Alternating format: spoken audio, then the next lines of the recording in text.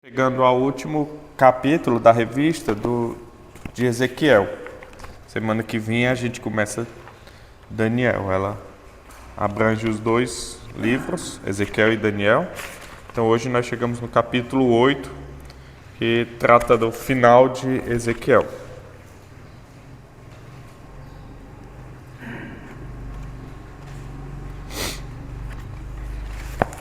Então vamos lá. Vamos abrir Ezequiel 40. Nós já estamos vendo alguns capítulos e até o 48. Hoje vamos ficar mais nos capítulos finais.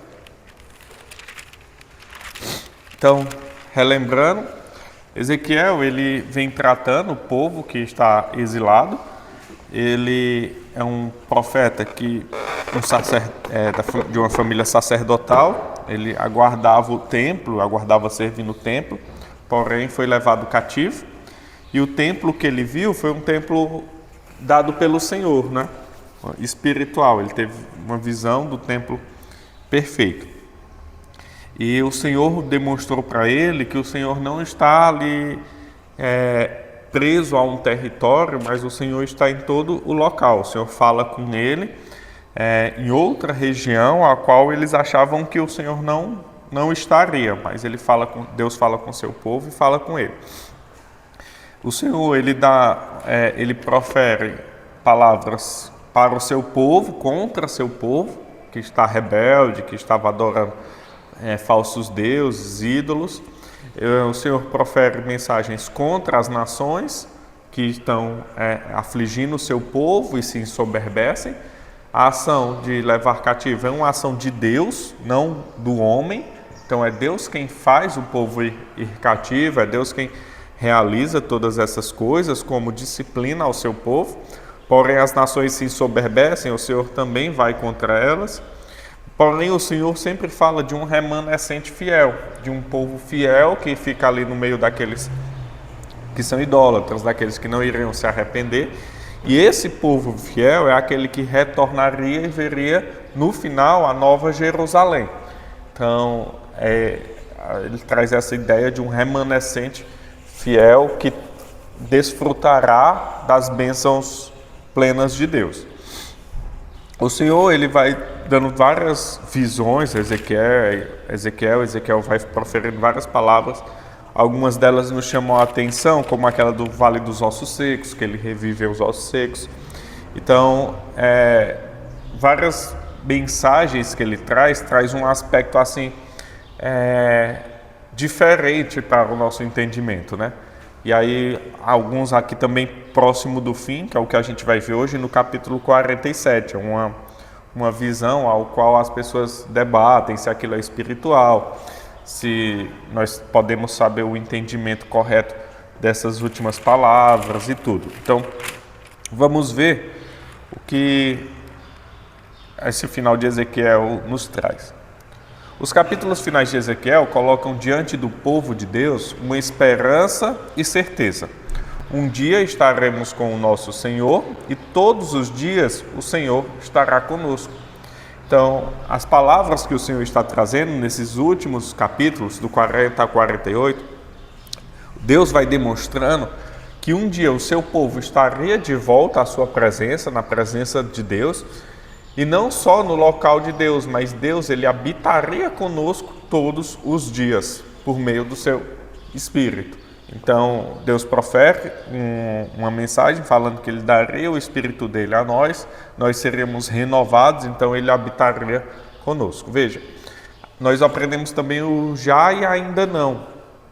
Isso já ocorreu? Já, mas plenamente ainda não. Nós temos o Espírito de Deus, Deus habita já conosco, mas nós ainda aguardamos a plenitude desse fato, ao qual habitaremos plenamente com Deus e seremos santos com Ele. Então veja, que eu venho falando, o povo está cativo, o povo está em um momento ruim da sua vida, e o Senhor pede ao profeta, em meio a várias mensagens de derramar ali o juízo de Deus, há mensagens também de esperança para o remanescente fiel. A mensagem de Deus, ela nunca é pesada para o seu povo. Ela é pesada para os que não amam a Deus. Mas para nós que temos o Senhor, ela nos deve trazer esperança. Então veja, quando nós lemos alguma mensagem que Deus derrama seu juízo, falando da ira do Senhor, falando do inferno, o que é que isso tem que mexer conosco? Nos levar ao arrependimento e saber que não há outro lugar para ir senão para Deus. E aí então nós corremos para o Senhor. Os ímpios têm desespero, os que não conhecem a Deus, eles se desesperam, mas nós não. Nós sabemos que aquilo é o juízo de Deus. Deus demonstra a sua bondade através do seu juízo e da sua providência, do seu cuidado. Ele faz isso e os dois tipos são bondades de Deus. Então veja, Deus está falando, olha, vocês pecaram contra mim, vocês estão adorando falsos ídolos, vocês vão provar do meu juízo, da minha ira, vocês vão ser levados cativos. Certo, aí o povo está escutando isso, mas aí Ezequiel fala, mas há um remanescente fiel no meio de vocês.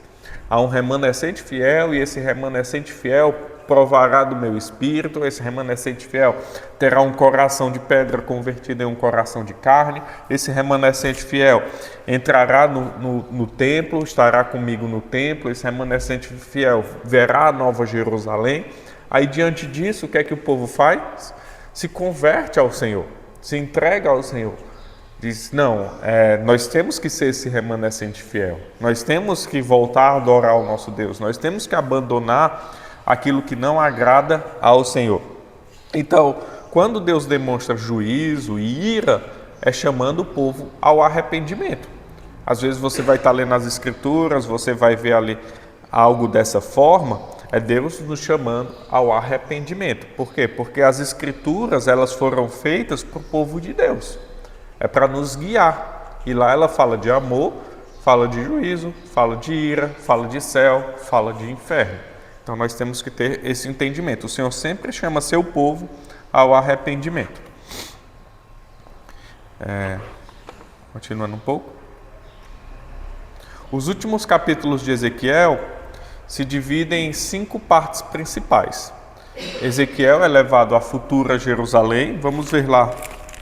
Hoje a aula é só a finalização, então é um pouco mais rápida. Nós vamos ver alguns textos. 40, do 1 ao 4. Alguém pode ler?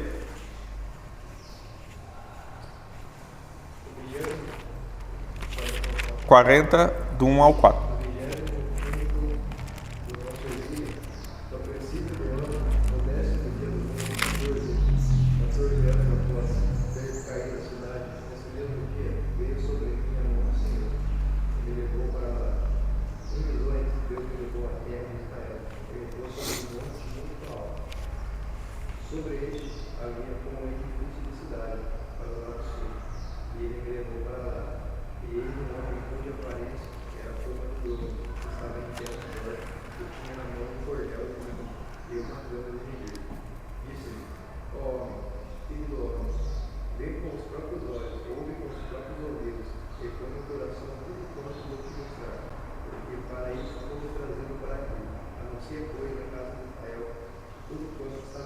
Então, Deus leva Ezequiel para ter essa visão da nova Jerusalém, a futura Jerusalém, diz, fala ao povo.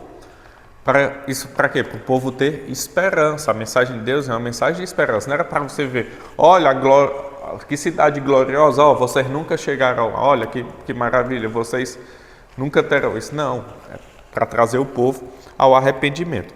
Aí lá em Apocalipse 21, se nós abrirmos lá, Apocalipse capítulo 21, nós vamos ver desse mesmo estilo, a nova Jerusalém, né? A partir do verso de número 9 em diante,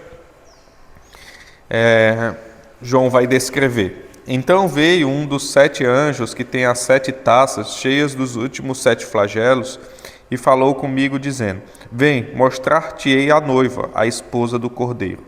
E me transportou em espírito até uma grande e elevada montanha e me mostrou a santa cidade, Jerusalém, que descia do céu da parte de Deus, a qual tem a glória de Deus. O seu fulgor era semelhante a uma pedra preciosa, como pedra de jaspe cintilante. Tinha grande e alta muralha, 12 portas, junto às portas dos anjos, junto às portas 12 anjos, e sobre elas nomes escritos, que são os nomes das 12 tribos dos filhos de Israel. Aí, mais à frente, 15 e 16, aquele que falava comigo tinha por medida uma vara de ouro para medir a cidade, as suas portas e a sua muralha. A cidade é quadrada, de comprimento e largura iguais, e media a cidade com a vara até 12.000 estádios. O seu comprimento, largura e altura são iguais. 22. Nela não vi santuário, porque o seu santuário é o Senhor, o Deus Todo-Poderoso e o Cordeiro. A cidade nem precisa de sol, nem de lua, para lhe darem claridade, pois a glória de Deus a iluminou e o Cordeiro é a sua lâmpada. As nações andarão mediante a sua luz, e os reis da terra lhe trazem a sua glória. As suas portas nunca jamais se fecharão de dia, porque nela não haverá noite, e lhe trarão a glória e a honra das nações. Nela nunca jamais penetrará coisa alguma contaminada, nem o que pratica abominação e mentira, mas somente os escritos no livro da vida do Cordeiro. Então, aqui é uma visão escatológica que Ezequiel tem, e João demonstra isso também para a igreja. Veja, a igreja em Apocalipse, a mesma situação. A igreja está sendo afligida. A igreja ao qual João escreve, João está preso na ilha de Patmos, e a igreja para a qual ele escreve é uma igreja que está sendo perseguida. Então ele escreve Apocalipse, ele tem uma visão de Deus, Jesus falando com ele, demonstrando o futuro de todas as coisas. E aí Jesus ia fazer o que em Apocalipse? Demonstrar somente coisa ruim? Não. Ele está dando esperança para uma igreja que está sendo perseguida. Então ele demonstra qual é o final de todas as coisas, essa cidade santa ao qual vocês aguardam há muito tempo. Então, o que é que nos alegra, o que é que nos traz esperança em tempos difíceis? Saber que nós temos um futuro glorioso ao lado de Deus. Ezequiel também a outra parte que se divide, essa última parte de Ezequiel é a estrutura do templo. Ezequiel do 40, verso 5 ao 42, 20, ele vai demonstrar ali como é a estrutura, as medidas certinhas do templo, e isso traz para nós também o Deus que nós temos, que é um Deus de detalhes, é um Deus zeloso por suas coisas. Então, assim, ele chama seu povo a ser zeloso. Deus, ele sempre traz nas estruturas das suas coisas os detalhes. E aí nós, às vezes, não atentamos para os detalhes que Deus nos dá. Então, veja, quando Deus diz, façam a arca da aliança, aí a gente, na Bíblia, ele é assim, como é que deve ser a arca? Ele, não, tanto faz. Eu sou o Deus soberano e não importa, pode ser de barro, pode ser de ferro, pode ser de madeira, faz do jeito que tu quiser. Não, ele dá detalhadamente como ele quer a arca. Quando ele diz, olha, façam o tabernáculo, para a minha presença estar nele. Ele fala assim, Deus, como é que vai ser o tabernáculo? Pode ser de qualquer jeito aí, usa o pano que tu quiser, não importa, o que importa é adorar, o que importa é vocês estarem congregando juntos. É assim que ele diz? Não, ele dá detalhadamente como quer que seja o tabernáculo. E além disso, ele dá detalhadamente onde cada tribo vai estar no tabernáculo. A família do Zezinho vai estar aqui, a família da Ruth vai estar aqui, a família do Edati, da Neide ali, a do Adson ali, a da Edicreia ali, então, a do seu Antônio aqui. Então ele dá detalhadamente onde cada um vai ficar. Isso aí parece coisa de presbiteriano, né? Que tem seu lugar marcado, bate ponto no banco, né? Mas isso é interessante, por quê? Porque nos leva a ter zelo pelas coisas de Deus. No templo, ele dá detalhadamente como vai ser o templo.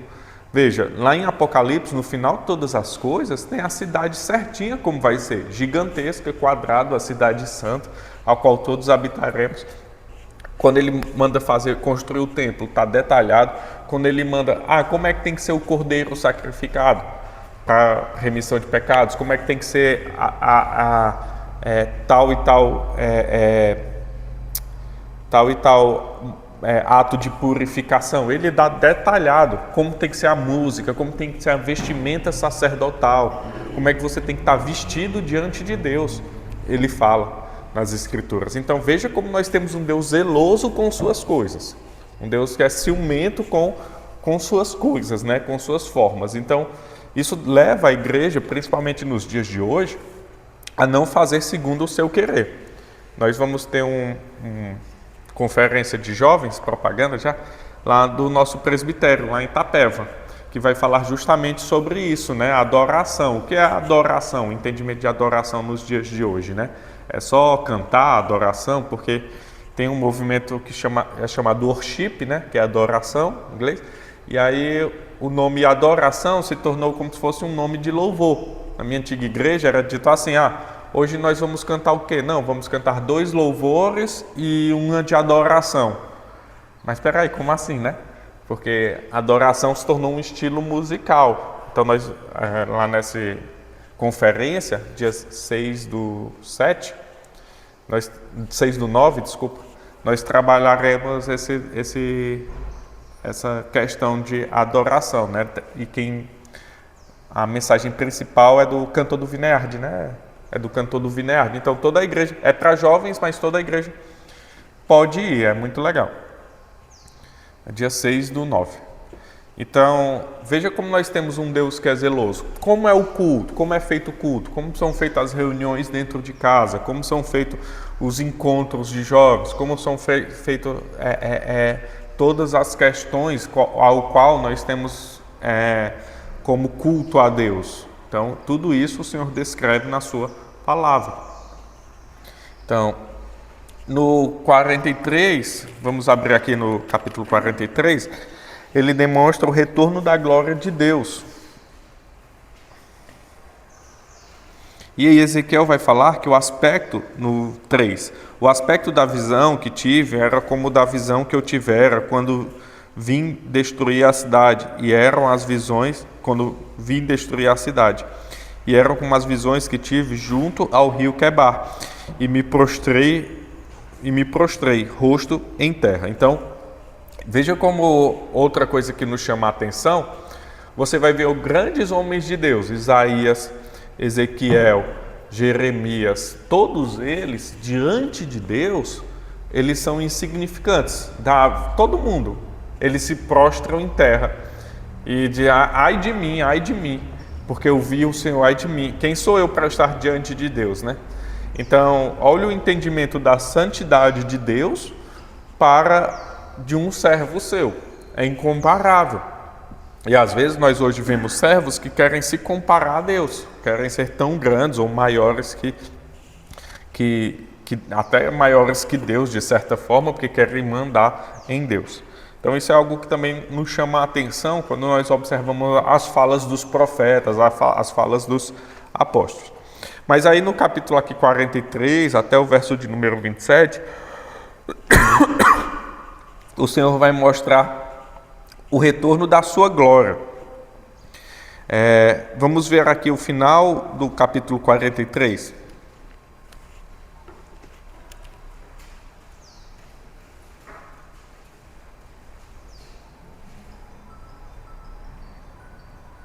Aqui 25 a 27.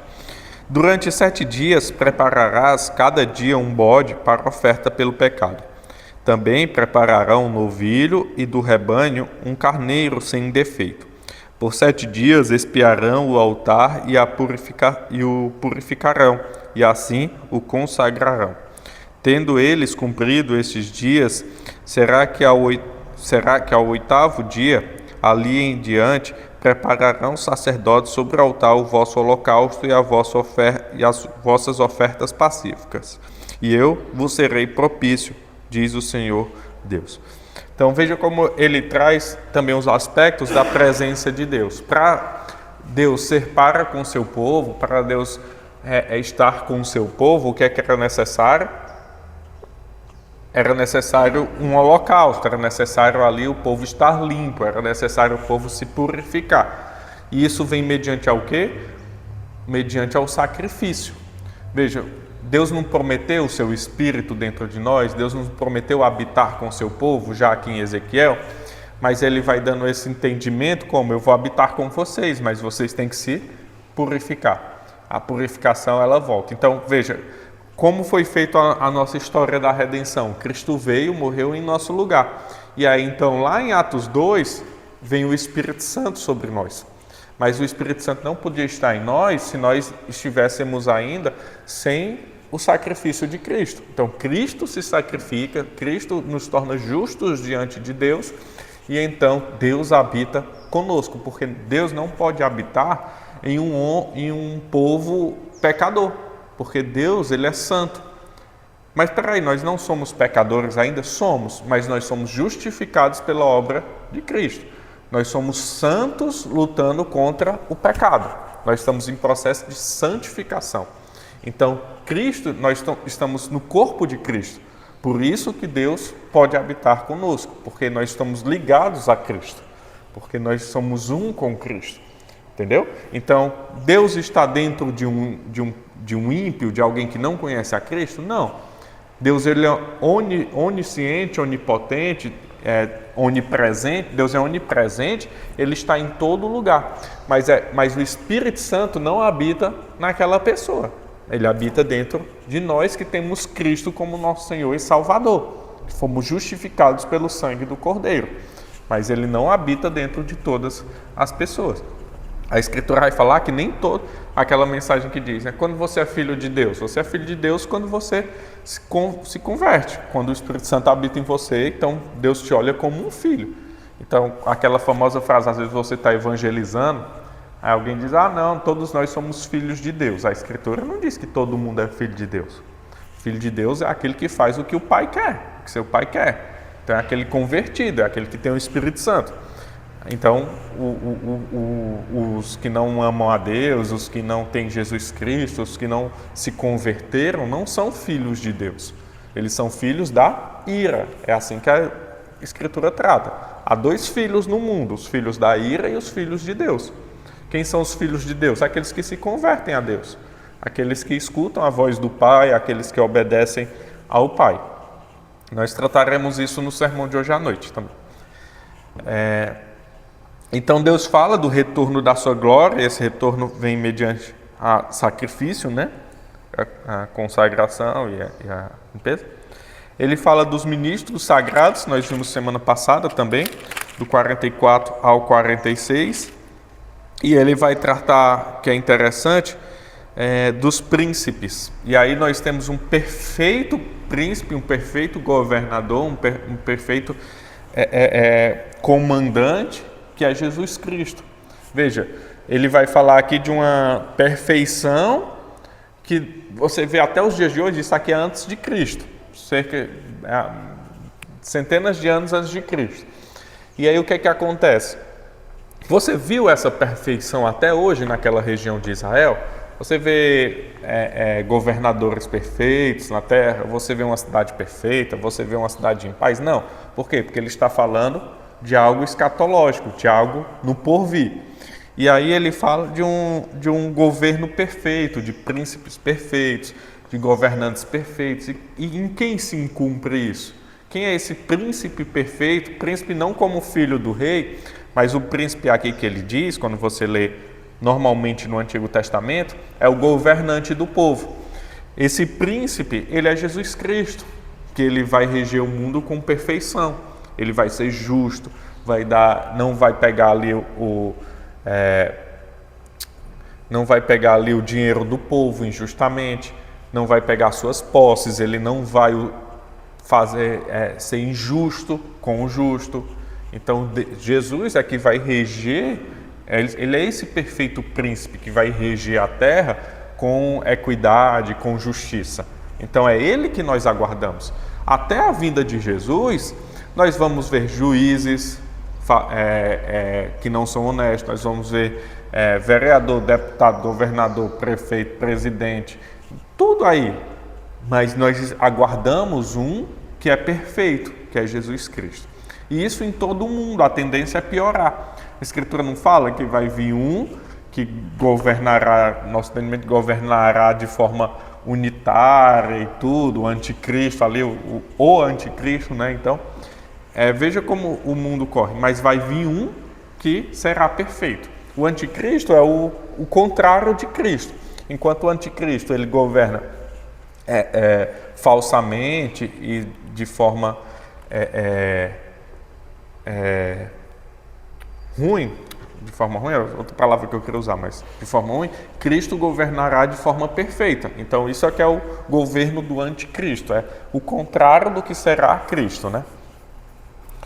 E aí nos 2 últimos capítulos, 47 e 48, ele traz essa visão do rio. Vamos ler o começo desse capítulo 47, do 1 ao 12, eu vou ler. Diz assim: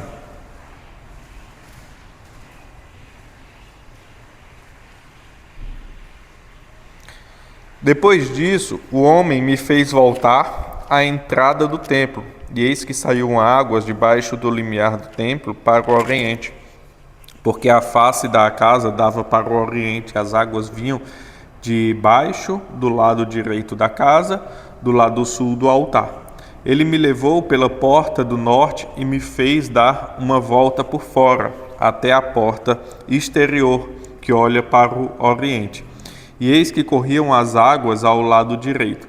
Saiu aquele homem para o oriente, tendo na mão um cordel de medir. Mediu 1000 côvados e me fez passar pelas águas. As águas me davam pelos tornozelos. Mediu mais 1000 e me fez passar pelas águas. As águas me davam pelos joelhos. Mediu mais 1000 e me fez passar pelas águas. As águas me davam pelos lombos. Mediu ainda outros 1000 e era já um rio que não podia atravessar, porque as águas tinham crescido, águas que se deviam passar a nado, rio pelo qual não se podia passar. E me disse: viste isso, filho do homem? Então me levou e me tornou a trazer à margem do rio. Tendo eu voltado, eis que à margem do rio havia grande abundância de árvores, e um e de outro lado. Então me disse: estas águas saem para a região oriental, e descem a campina, e entram no mar morto, cujas águas ficarão saudáveis. Toda criatura vivente que vive em enxames viverá, por onde quer que passe este rio. E haverá muitíssimo peixe, e onde chegarem estas águas, tornarão saudáveis as do mar, e tudo viverá por onde quer que passe este rio. Junto a ele se acharão pescadores, desde En-Ged até em Eglaim. Haverá lugar para se estenderem redes. O seu peixe, segundo as suas espécies, será como o peixe do mar grande, em multidão excessiva. Mas os seus charcos e os seus pântanos não serão feitos saudáveis, serão deixados para o sal. Junto ao rio, as ribanceiras de um e de outro lado, nascerá toda sorte de árvore que dá fruto para se comer. Não fenecerá a sua folha, nem faltará o seu fruto. Os seus meses produzirá novos frutos, porque as suas águas saem do santuário. O seu fruto servirá de alimento e a sua folha de remédio. Então veja, é interessante esse texto. Ele fala do Mar Morto, né? O Mar Morto é esse aqui. Ele tem a maior densidade de sal no mundo, né? O Mar Morto tem tanto sal que você não consegue afundar. As pessoas boiam no Mar Morto, né? É um ponto turístico lá de Israel. E o Mar Morto ele não tem vida, não tem peixe. Então ele traz essa imagem do Mar Morto. E o que é que nos chama a atenção? Em primeiro lugar, essa nascente de água, ela vem do santuário. E ela vai aumentando ao decorrer de que o profeta ele vai indo mais para longe do santuário, tem mais águas, é como se fosse expandindo. Porém, por exemplo, um rio ele não se expande sem outros braços que vêm de outros lugares. Ele por si só, somente da nascente, ele não cresce, porque a quantidade de água é a mesma, mas o rio do Senhor ele vai alargando. E o que é que o Senhor está demonstrando aqui? O Senhor está demonstrando que pela sua presença o povo é abençoado de uma forma extraordinária. Não é o ordinário, mas é algo extraordinário. Ele está falando de restauração. Veja, a partir do momento que o Senhor retorna para o templo, agora o povo passa a ser abençoado de uma forma extraordinária, através do fluir de Deus, através do Espírito de Deus. Então, o que é que Deus vai fazer? Esse texto ele está demonstrando essa restauração. Veja, o Mar Morto, por que é que ele tem muito sal? Porque ele não deságua no mar, ele não sai, ele só recebe a água, aí aquela água evapora, a água que ele recebe tem muito sal, e quando a água evapora, o sal fica. Então, vamos supor, tem uma nascente, um lugar de Israel, ela desce até o Mar Morto, só que o Mar Morto ele não tem continuidade, ele só fica naquele local. Então a água só desce para lá, uma água com muito sal. A água fica lá é muito quente, a água evapora e o sal vai ficando. E aí vai recebendo água e ficando sal, vai recebendo água e ficando sal. Mas o Senhor diz que quando essa água que flui do santuário chegar no Mar Morto, até o Mar Morto terá vida. Então os judeus eles têm isso como uma profecia. Até tem alguns vídeos falando a profecia está se cumprindo, porque acharam vida no Mar Morto. Só que para o nosso entendimento, isso aqui é uma visão que o Senhor está dando da bênção da sua presença. Ele está abençoando o povo com a sua presença. E essa presença dele restaurará a vida e dará providência para o povo. O que é que ele diz? Olha, as árvores frutíferas darão fruto todo mês, é algo constante. Então toda fruta, ela não precisará da estação, não precisará do tempo, será algo constante. E também será de remédio, não terá doença. Então é um retorno escatológico àquela perfeição. Olha, os rios terão os grandes peixes, os peixes que você só encontra no fundo do mar. Então, você não vai pescar e não vai ter só aqueles peixinhos, serão peixes grandes, então o povo terá fartura. Então, veja, a santidade de Deus, ela traz também bênçãos para o povo. Ela traz algo que faz bem-estar para o povo de Deus. Não é somente algo voltado para Deus. Então, ele fala que o Mar Morto, as águas ficarão saudáveis, toda criatura vivente que vive em chames viverá por onde quer que passe o rio, e haverá muitíssimos peixes. Então veja como ele está trazendo essa restauração da criação. Ele está demonstrando que o fluir de Deus, a presença de Deus, que sai da onde? Do seu santuário, ela restaurará toda a criação. E nós sabemos lá em Gênesis 3, toda a criação foi prejudicada por causa da queda do homem. Não foram só nós prejudicados. Por exemplo, você come uma maçã, você come uma manga, você vê um rio, você vê uma paisagem, tudo aquilo está ainda prejudicado pelo pecado. Por isso que nós não temos como ter uma certa ideia de como será a nova terra. Por exemplo, quando Deus fala aqui desses frutos, desses animais, desses peixes, dessas águas limpas, de tudo, nós não temos como ter um pleno entendimento de como é. Por quê? Porque tudo que nós conhecemos está prejudicado pelo pecado, os pássaros. Então toda essa criação será restaurada. Como é uma maçã perfeita, como é uma manga perfeita, como é um peixe. Entendeu? Veja, ele diz, os peixes que terão serão peixes grandes. Então é fartura, é tudo perfeito, né?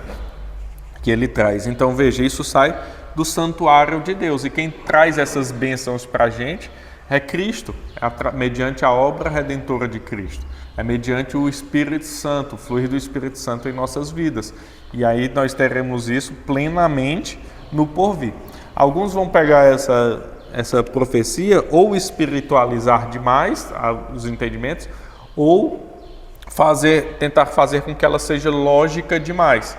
Então, por exemplo, o judeu vai olhar isso e vai dizer, olha, a Israel física vai ser restaurada. Então veja, o Mar Morto voltará a ter vida, voltará a ter plantas aqui em toda a região, plantas frutíferas. Então quando isso acontecer, então é que o Messias está vindo. Então eles aguardam a vinda do Messias e essas profecias se cumprir.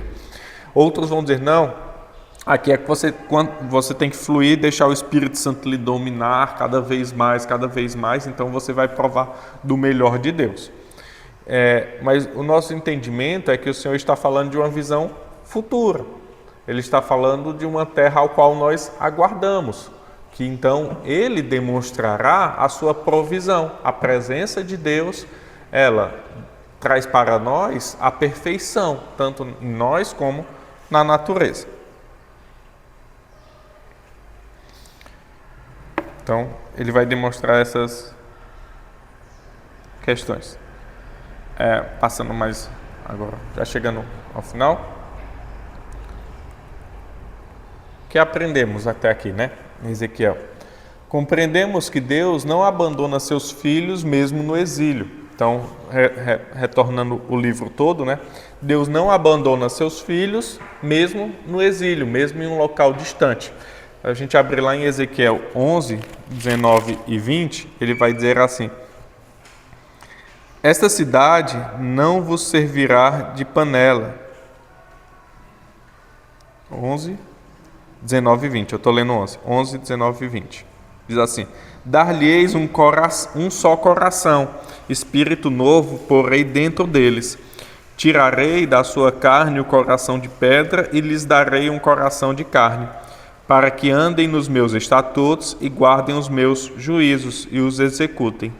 Eles serão o meu povo e eu serei o seu Deus. Então veja, mesmo no exílio, Deus diz, olha, vocês são meu povo, vocês serão meu povo, eu serei o Deus de vocês. Não importa onde você estiver, o Senhor é Deus de todas as nações. Então ele faz essa promessa, o povo estando longe, o povo não estando em Jerusalém. E aí nós observamos que nós não temos que ter uma visão de adoração a um território físico, a uma nação, a nação de Israel, ao território de Jerusalém, ali. Por quê? Porque Deus está em toda a terra e seu povo está espalhado em toda a terra. 2. O que nós aprendemos: os fiéis habitarão com o Senhor em uma nova cidade e cultuarão em um novo templo. O último texto lá de Ezequiel 48, 35. Ezequiel termina seu livro assim: 10.000 côvados em redor, e o nome da cidade desde aquele dia será: o Senhor está ali. Então, o nome da nova cidade é: o Senhor está ali, o Senhor habita com seu povo. Então, essa é a cidade ao qual nós aguardamos, estarmos na presença de Deus todos os dias de nossa vida, de nossa eternidade. 3. Que os requisitos para estar na presença de Deus foram cumpridos em Cristo. Então, veja, Deus ele pedia então antes holocaustos para nós estarmos limpos e adentrarmos na presença dele. O presbítero José falou aula passada que o que era necessário para o sacerdote? Ele primeiro se limpar, ele primeiro estar limpo diante de Deus, então ele entrava no Santos dos Santos. Como nós conseguimos isso? Como você pode estar hoje diante de Deus, orar a Deus, clamar, saber que Ele te escuta? Pelo sacrifício redentor de Cristo. Vamos ver Ezequiel 36 e depois Hebreus. Ezequiel 36, 25 e 26, diz assim, eu vou ler. Então aspergirei água pura sobre vós e ficareis purificados. De todas as vossas imundícies e de todos os vossos ídolos vos purificarei. Dar-vos-ei coração novo e porei dentro de vós espírito novo. Tirarei de vós o coração de pedra e vos darei um coração de carne. Então, essa limpeza que ele fala para nós estarmos diante dele. E lá em Hebreus, olha o que o autor aos Hebreus ele vai falar. Hebreus 10, 19 e 20. Tendo, pois, irmãos, intrepidez, ânimo, para entrar no Santo dos Santos, pelo sangue de Jesus, pelo novo e vivo caminho que ele nos consagrou pelo véu, isto é, pela sua carne. Então, pelo sacrifício de Cristo, você deve ter ânimo para entrar nos Santos dos Santos, que é isso, na presença de Deus. Então veja, quando você vai orar ao Senhor, quando você vem ao culto, quando você vai participar da ceia, você tem que ter ânimo. Por quê? Porque Cristo fez, o sacrifício de Cristo fez com que você pudesse estar ali diante de Deus. E nós devemos aguardar com grande esperança esse porvir. Essa mensagem ao qual Ezequiel traz para a gente é uma mensagem de esperança. Olha Ezequiel 37, 26 e 27. Diz assim: farei com eles aliança de paz, será aliança perpétua. Estabelecê-lo-ei e os multiplicarei e porei o meu santuário no meio deles para sempre. O meu tabernáculo estará com eles, eu serei o seu Deus e eles serão o meu povo. Então veja como o Senhor promete que o Senhor estará no meio da gente para sempre. Então é isso que nós estamos vivendo, é essa esperança que nós temos. Aí ele, no Sol 28, as nações saberão que eu sou o Senhor, que santifico a Israel, quando o meu santuário estiver sempre no meio deles. Quem é Israel? Quem são as nações? Quem é o santuário de Deus? O santuário de Deus somos nós. O povo, o mundo sabe que há um Deus, o povo sabe que o Senhor é o Senhor da aliança, é um Senhor fiel, quando ele vê a gente. Quando ele vê a gente seguindo a Deus, quando ele vê a gente proclamando o Evangelho, quando eles veem a gente honrando esse Deus, obedecendo esse Deus. Então nós somos o santuário que fazemos propaganda de Deus. Nós não precisamos de um santuário físico, maravilhoso e bonito para o povo dele. Olha, esse povo serve a Deus quando está passando aqui na rua, olhando para cá, aí eles vão ver a igreja e falar, olha, esse povo serve a Deus. Não, o mundo tem que falar, olha, a Neide, a Ruth servem a Deus. Como? Olhando para vocês, olhando para a gente. Olha, o Fabiano serve a Deus. Por quê? Porque nós somos santuários do Deus vivo. Nós que carregamos esse estandarte de Deus. Então Deus diz, olha, as nações saberão quando eu habitar no meio deles. Então as nações sabem que nós servimos a Deus porque Deus habita em nós. O Espírito Santo de Deus está dentro de nós. Então esse tempo chegou, ao qual Ezequiel esperava, é o que nós estamos vivendo hoje. Plenamente? Ainda não, nós aguardamos.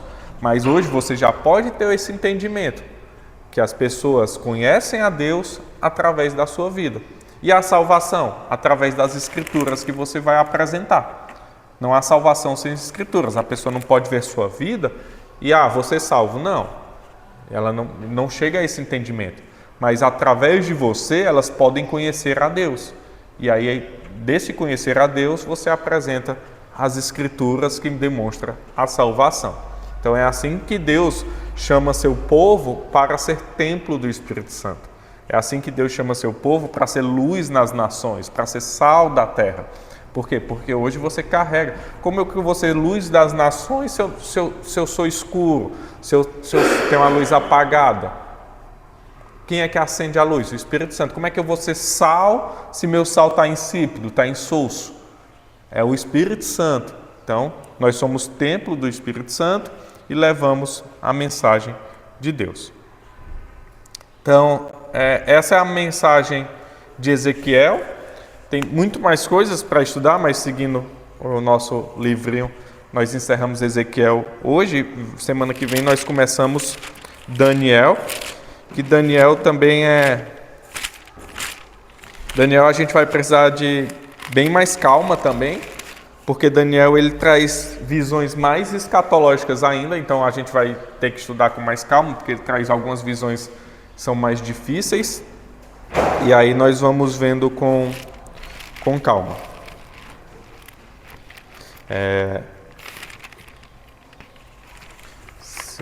Alguma dúvida ou contribuição?